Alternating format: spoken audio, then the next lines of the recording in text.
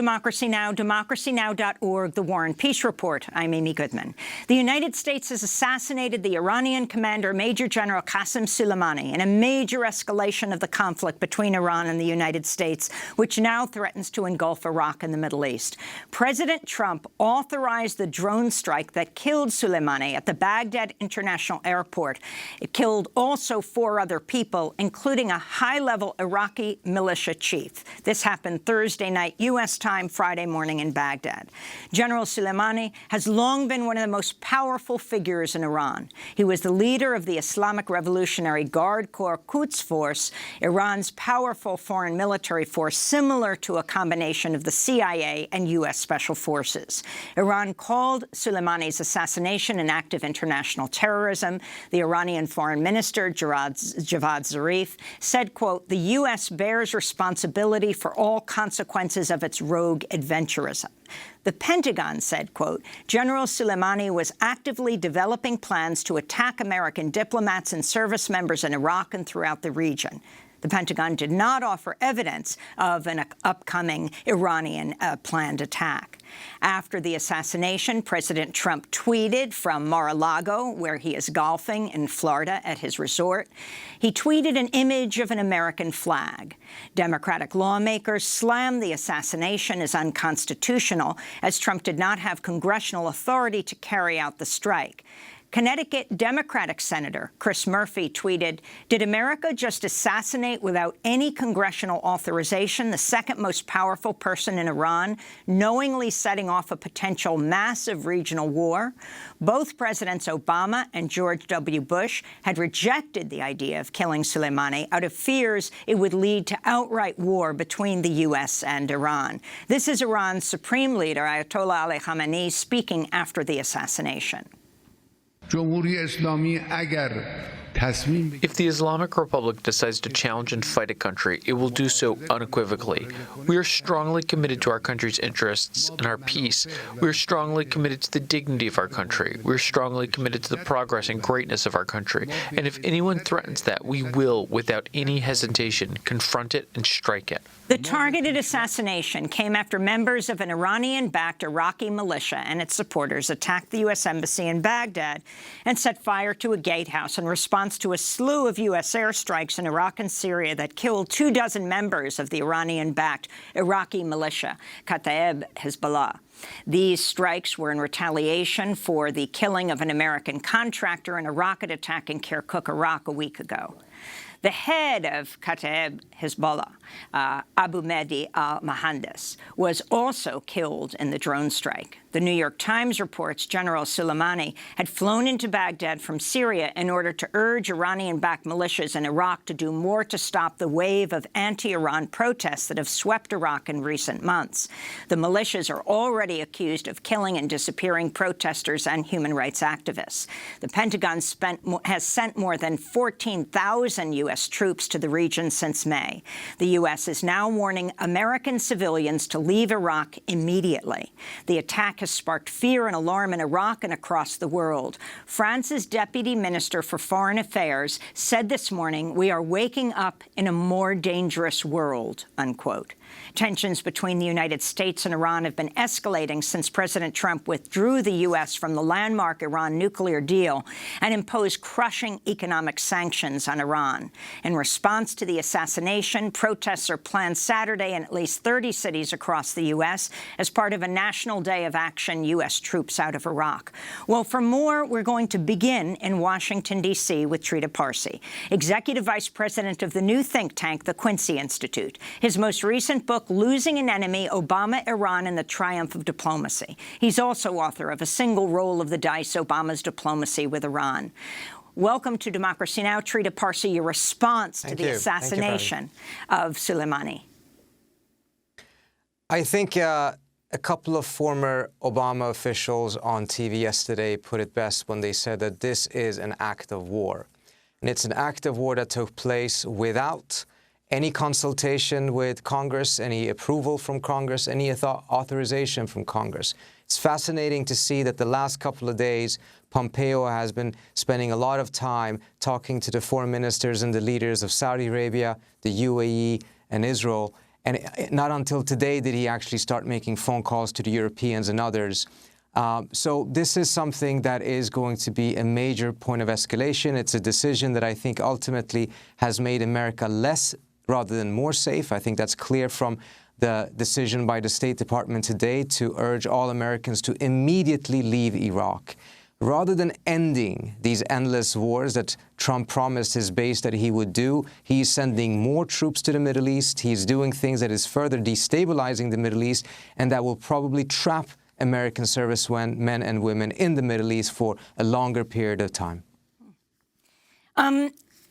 John Bolton, the former National Security Advisor, tweeted, "Congratulations to all involved in eliminating Qasem Soleimani. Long in the making, this was a decisive blow against Iran's malign Quds Force activities worldwide. Hope this is the first step to regime change in Tehran." Trita Parsi. So, John, it's clear now that even without John Bolton in the White House, Trump has surrounded himself with so many neoconservatives or people who are very close in their thinking to the neoconservatives, that he is continuously getting advice that is very similar to the advice that the Bush administration was given when it came to the invasion of Iraq. And Bolton has for long urged not only war with Iran, but regime change in Iran, and has been pushing the United States to go in that direction. And I think part of the reason why many of these war hawks are celebrating on Twitter today is not because they think that this actually was a decisive blow to Iran or a decisive blow to the IRGC. I think it's because they view this as a point of irreversible escalation. After this, there can only be more escalation and ultimately war. And that's what they're celebrating. And finally, Trita, because I know you have to leave, this is such a significant day today here in the United States, in Iraq, and all over the world. If you could explain, who is Soleimani? So Soleimani is head of the Quds Force, which is the external arm of the IRGC. IRGC itself has a tremendous amount of problems inside of Iran because we've seen how they have been involved in the repression of the Iranian people. We've seen that just in the last couple of weeks. But Soleimani was head of its external activities, and as a result, he was receiving he had an image that was separate from that of the IRGC. Polls made by U.S. entities have shown that he had popularity levels around 70% inside of Iran, which is largely because a large part of that population viewed him as a key reason as to why ISIS was defeated, a key reason as to why that type of radicalism and terrorism did not reach Iran. So this is not going to be something, I think, that will hurt the regime. On the contrary, I think they will utilize this in order to be able to consolidate their power and, on top of that, move the Iranian government in a much more repressive as well as hawkish direction than it was before. And finally, of course, the U.S. is calling him a terrorist, Iran a hero. Talk about Soleimani's significance around the world and the fact that both Obama, who you've written extensively about, and George W. Bush, though they too had the opportunity, did not assassinate him. Because they recognize that that would be such a major escalation that it likely would lead to war. It doesn't mean that they in any way, shape, or form had a positive view of Soleimani.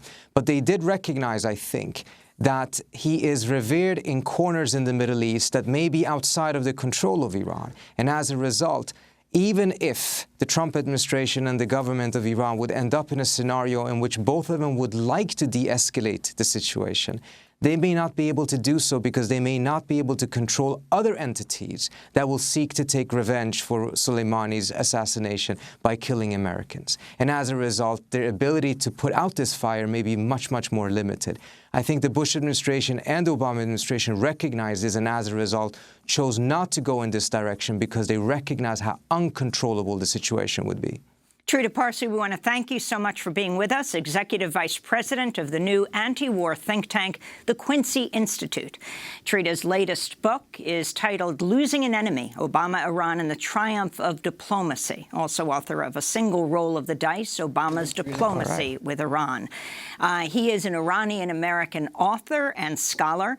This is Democracy Now! I'm Amy Goodman. As we continue on this day after the assassination of Qasem Soleimani, the Iranian commander, Major General, #2 almost in Iran, a major escalation of the conflict between Iran and the United States, which now threatens to engulf Iraq and the Middle East. We are going to Khanna, who is the Democratic Congressmember from Silicon Valley in California, member of the House Committee on Oversight and Reform. Your response, as you join us by telephone, to what has just taken place, Congressmember Khanna. Amy, this is what many of us feared. As you know, I had an amendment in the National Defense Authorization that would have prevented Iran from having any offensive attack against Iran and any funding for that attack. That amendment was stripped from the final bill at the Pentagon's insistence. My belief is that the Pentagon has had this kind of activity in the works and planned for a while, and they have not come to Congress. But the tragedy is that Congress has not insisted on having that authorization. Well, explain what has just happened. You, along with Senator Bernie Sanders, fiercely condemned the bipartisan passage of the Pentagon spending bill, the overall spending bill. Why do you believe this allowed for the assassination? There was an amendment in that bipartisan bill that had passed the House of Representatives that would have prevented the Congress from authorizing any funding for an offensive strike against Iran, including any Iranian officials. The clear language was saying that the president, the Pentagon, had to come to Congress before taking any offensive action. This is clearly an offensive action. It may be an action of retaliation, but it's an offensive action. It's not an action of self-defense where there was imminent harm. And this is exactly what the amendment would have prohibited. That is why the Pentagon pushed back incredibly hard on keeping that amendment in the National Defense Authorization. The White House pushed back incredibly hard, and the amendment was removed, even though the House had passed it and even though a majority of senators had supported it. The amendment didn't make it into the final bill.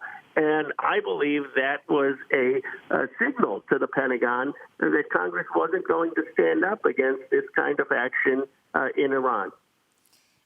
Congressmember Khanna, you tweeted, Soleimani has blood on his hands, so did Saddam Hussein, but we shouldn't have gone to war in Iraq, and we mustn't now with Iran. Can you elaborate? Certainly. I mean, no one is arguing that Soleimani hasn't done certain terrible things. I mean, he has orchestrated campaigns. He has possibly ordered the killing of Americans, and that is he's not a good person. Neither was Saddam Hussein, neither was Gaddafi. The question, though, is first constitutional. The United States doesn't go and start wars without congressional authorization, and that didn't happen here. And second, the question is, what is an appropriate response in terms of keeping us safe and not allowing terrorism to spread? And what we have seen is that the war on terrorism over the last 20 years has been a failure. Terrorism has spread. It's 5,000% up and spread around the world since this war on terror has started.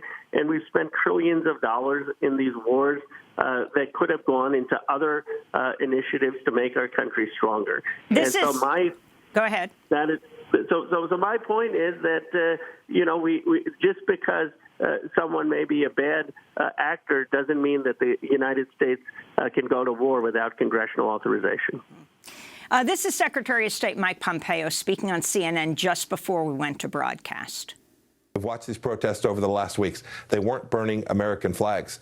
They were demanding that Iraqi political leadership stop their kleptocracy, stop their political shenanigans. And Qasem Soleimani was at the center of that.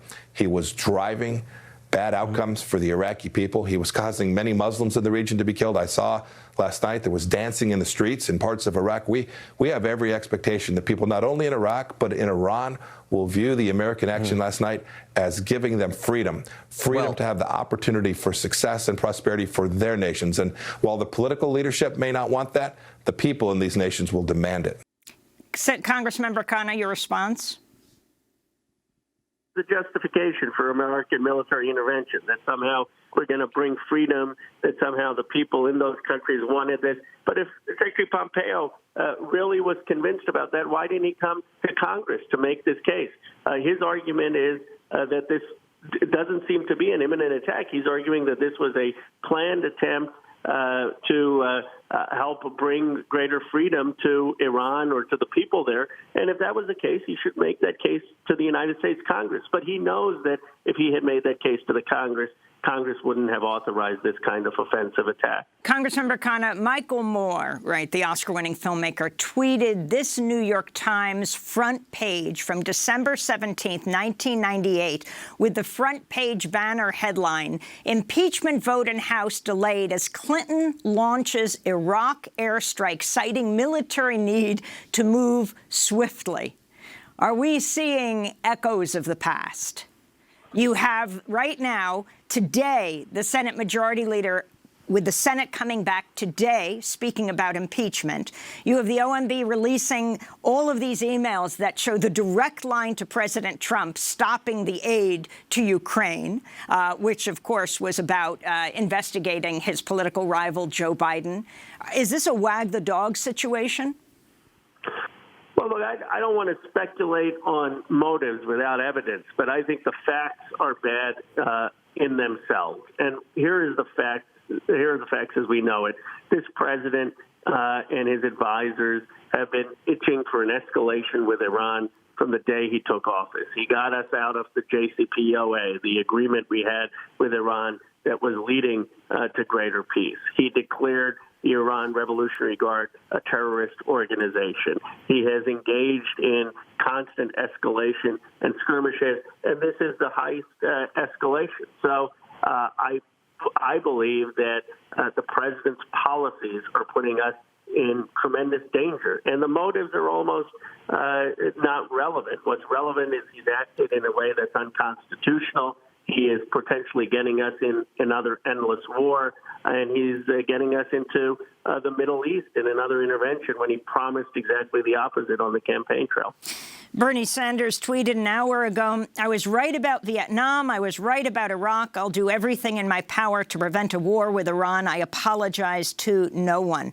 You are co-chair of his campaign, Ro Khanna. Last 10 seconds, your final words.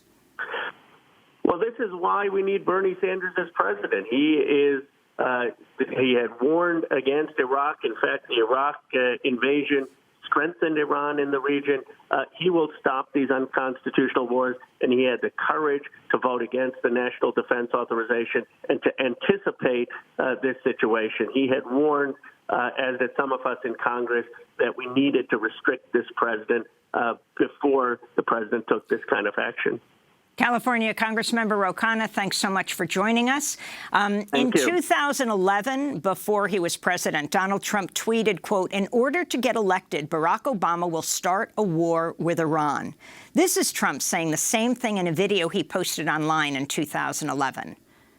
Our president will start a war with Iran because he has absolutely no ability to negotiate. He's weak and he's ineffective. So the only way he figures that he's going to get reelected, and as sure as you're sitting there, is to start a war with Iran. So that's Trump. We're going back right now to Ghaith Abdul-Ahad, the correspondent for The Guardian newspaper, joining us via Democracy Now! Video stream from Istanbul, Turkey.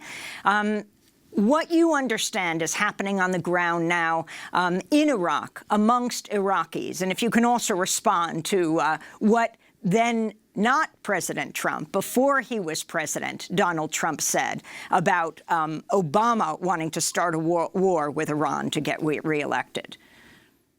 I mean, in Baghdad, there is a real anxiety. I mean, I love Secretary Pompeo when he talks about freedom for Iraqis. I mean, these words are so absurd, so meaningless. I mean, what freedom? Did anyone consult Iraqis about the assassinations of Qasem Soleimani on Iraqi soil? I mean, this is an act of war committed on the land of another country. We are no fan of Qasem Soleimani or Iran, but at the same time, we don't want another war, another round of civil war happening in Iraq. What you have at the situation, we spoke about this yesterday, Amy, is you have a very delicate confrontation taking place between different elements of Shia political power, different Shia militias. Those are anti-Iran and those are who want a kind of a more independent Iraqi role. In between, comes the United States and assassinate the biggest Iranian general in the region. There will be a reaction from the Iranians in Iraq. There will be a reaction from the Iranian militias in Iraq. And this reaction will happen on Iraqi soil. It will not happen in New York. It will not happen in D.C. It will happen in my country. And this is why this is such a dangerous game. I mean, it is a repetitive game of what we heard in 2003, of what I heard when I was a child in 1991, and of all the wars in between. And this is very dangerous. Yes, there were some dancing scenes, but there was like 5, 6 people, the same number of people who chanted when the Americans rolled through Baghdad. I mean, don't they read history? Don't they know that none of these military actions that have been taking place from the 90s till today led to more peace? I mean, I totally agree with your previous speaker that 15, 20 years after the war on terrorism, what have we achieved? We have ISIS on the outskirts of Baghdad. We had cities destroyed. I mean, when did ever war achieve anything good in this region?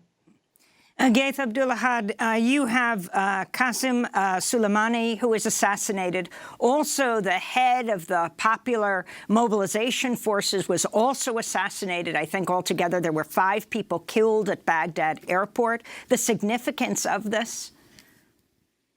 It's huge significance. And again, it has 2 layers of significance. One, in terms of the confrontation between the United States and Iran. On the other layer, it will be a confrontation between pro-Iranian elements within the militias, within PMUs, the Popular Mobilization Units, the Hashd, so they're called, and more Iraqi moderate elements in the. I mean, we've heard Ayatollah Sistani come today in the sermon and condemned the attack, but called for caution, called for preserving Iraq from the internal conflict. Everyone is trying to create this middle path for Iraq, but it will be very difficult. And I've been talking to activists in the square, I've been talking to Iraqi journalists and writers. They're all fearing that they will be the first target on these pro-Iranian militias. They will want to vent their anger on someone. They might not be able to attack the Americans, but they will definitely be able to attack Iraqi, pro-democracy, anti-Iranian people in the streets. So the New York Times is reporting, Ghaith, that General Soleimani had flown into Baghdad from Syria in order to urge Iranian-backed militias in Iraq to do more to stop the wave of anti-Iran protests that have swept Iraq in recent months. You talked about this yesterday, these protests, but if you could respond to that. I mean, I haven't read this report particularly, but we know that Qasem Soleimani, certain elements, certain pro-Iranian elements in the Iraqi militias and the Iraqi government, been very vocal and very lethal in confronting these demonstrations. I mean, we know about kidnappings, we know about disappearances, we know about snipers shooting at demonstrators, a repetition of the way that demonstrations in Iran were quelled. So we know that these elements were very highly involved in trying to oppress these demonstrations. But as I said yesterday, kind of like these demonstrations managed to put these pro-Iranian elements on the back foot. What the attack on these mobilization units on the border with Syria, and now this attack on Qasem Soleimani, suddenly giving them the raison d'etre to respond and to be more vocal and more violent in their response. Ghaith Abdul-Ahad, what do you see happening now? You have the French Foreign Ministry saying we have woken up to a more dangerous morning.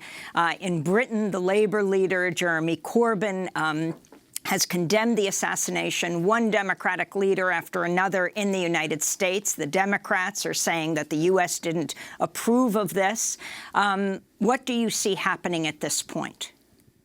For the past decade, there's been a kind of a kind of a way both the Iranians and the Americans were confronting each other, but there was a rules for the game in which each tried to avoid an open confrontation and open war. I think these rules have just collapsed today. I do not see how another round of violence not going to grip the Middle East. I don't see how Iraq will prosper in peace. I don't see Iranians being saved from the next round of violence. And this is very maddening and very dangerous. It's not dangerous. Dangerous is an underestimation. This is criminal. I mean, I have been reporting on the last 16 years of war in Iraq. I'm flying back to Baghdad to cover the next round of fighting in Iraq. So this is not kind of assumptions or theories. This is the reality. You have tens of thousands of armed pro-Iranian militias. You have tens of thousands of anti-Iranian forces. And then what do? You'll have a confrontation. You'll have a war. It's a war by proxy in a region that's gripped by war. So it's maddening. It's maddening how this is allowed to happen. And let's be clear, these pro-Iranian militias, they are Iraqi. They're part of the Iraqi security forces. And in fact, while they targeted U.S. forces for years, they then went on to target ISIS. Is that right, Ghaith? Of course. I mean, these units were largely established after ISIS conquest of 1/3 of Iraq. They were formed, they were trained, equipped by the Iranians, and they fought, and they're still fighting against ISIS. Now, yes, they're involved in violence against Iraqis. Yes, they are, accused of corruption, financial corruption, whatever you want to call it. But yes, they are part of official Iraqi military structure. I mean, there's a lot of resentment towards these forces amongst Iraqi officers, but that doesn't change the point that they are part of the established Iraqi military structure. And you know what? During the battle against ISIS, I witnessed at least 2 incidents in which American airstrikes came in support, unofficially came in support of these militias when they really needed help on the outskirts, unofficially when they needed help on the outskirts of Mosul.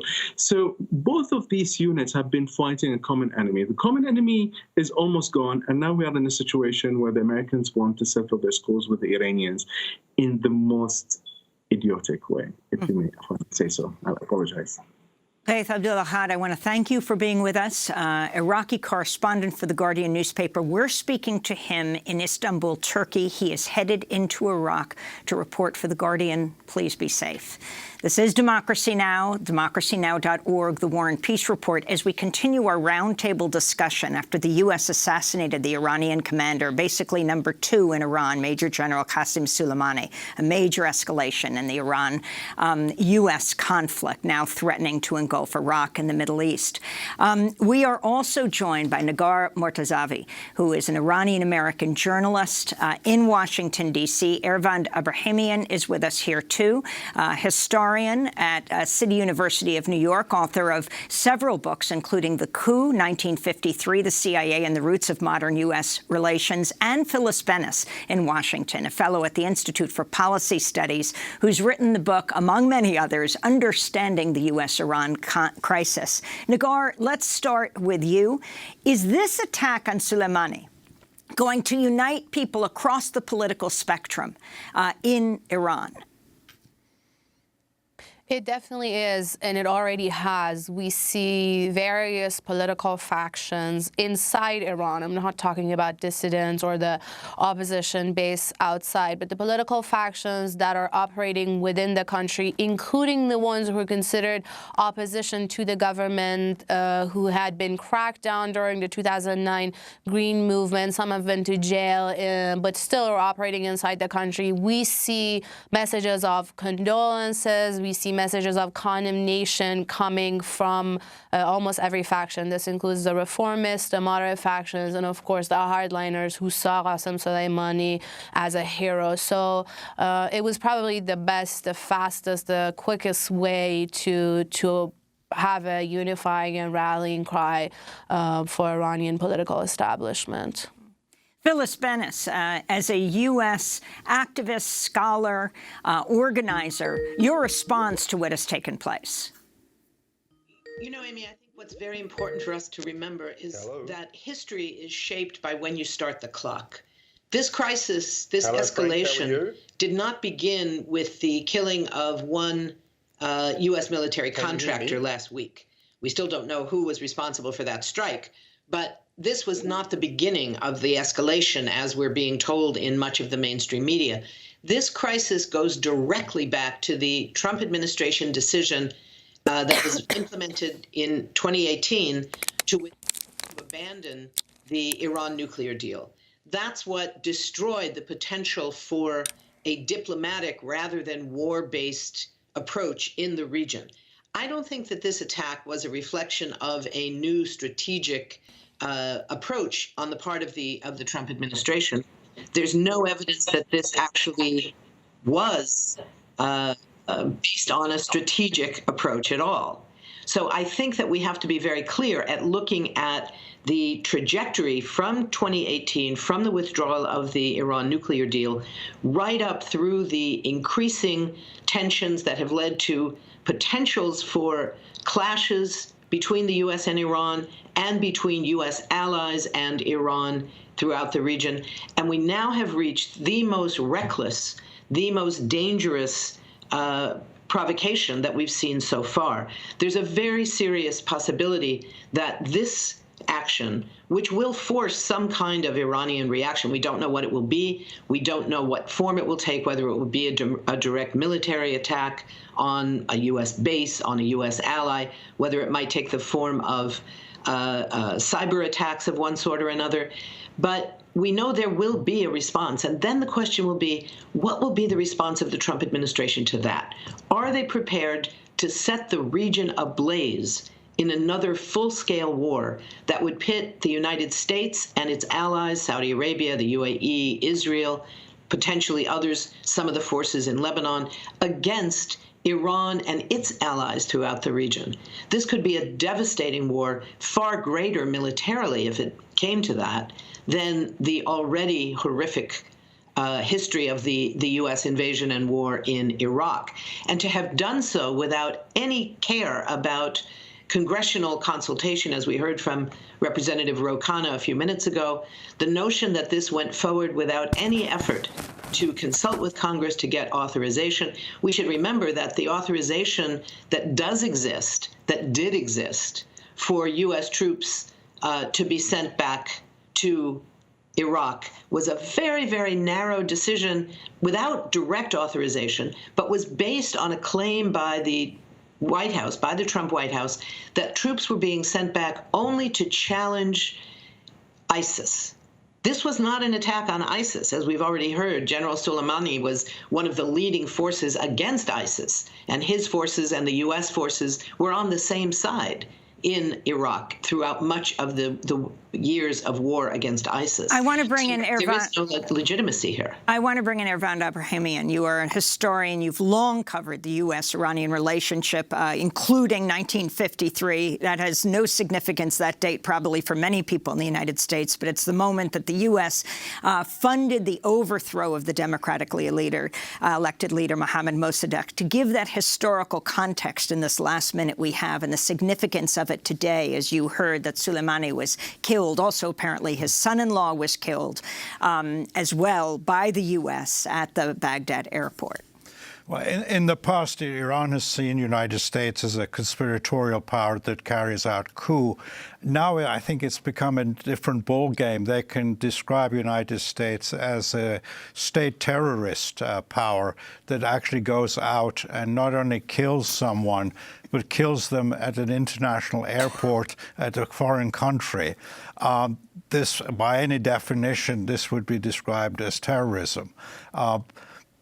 So in that way, they have actually a new, basically, propaganda weapon to use against the United States. And I suspect what the National Security Council in Iran will do, instead of doing something rash, People are expecting some sort of military reaction. So they think politically, and they're going to say what we're going to do politically. And politically, they will use basically the whole issue to rally the public. There are elections in a few weeks' time. The right-wing populists will sweep the elections. That will sweep away the more moderates who'd been talking about peace negotiations and normalization. So you're going to have, in the long run, increasing tension. I don't expect war in the near future. But if Trump is re-elected, I would say it's a 110% chance of war after the election. But meanwhile, I think the person who's having the best laugh at this moment is the former caliph al-Baghdadi in his grave, because what is the killing of Soleimani's done has actually provided a wonderful opportunity for ISIS to recover. There'll be a resurgence of ISIS very much in Mosul, northern Iraq. And that paradoxically will help Iran, because the Iraqi government will have no choice but to rely more and more on Iran to be able to contain ISIS. After all, ISIS was contained earlier by the US, the Kurds, and Iran.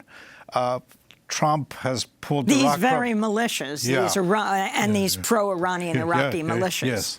And Trump has pulled out of North Iraq, the area where the ISIS was, pulled the rug out from the Kurds, and now he's declared war on the pro-Iranian militias. And the Iraqi army has not been in the past capable of dealing with ISIS. So the obvious thing is now the Iraqi government, how are they going to deal with a revival of ISIS? Possibly they could turn to Russia, but I think Russia has its hands full in Libya and Syria, so they'll have no choice but to actually rely more and more on Iran. So Trump has actually undermined his own policy if he wants to eliminate Iran's influence in Iraq. Well, we're going to leave this discussion here, but of course we will continue it next week. I want to thank you, Irvan Abrahamian, historian, journalist. I want to thank Negar Mortazavi, the Iranian-American journalist, speaking to us from Washington, Phyllis Bennis, fellow at the Institute for Policy Studies. This is Democracy Now! When we come back, we'll go quickly to Australia, ground zero for the climate crisis. We'll speak with Tim Flannery. Stay with us.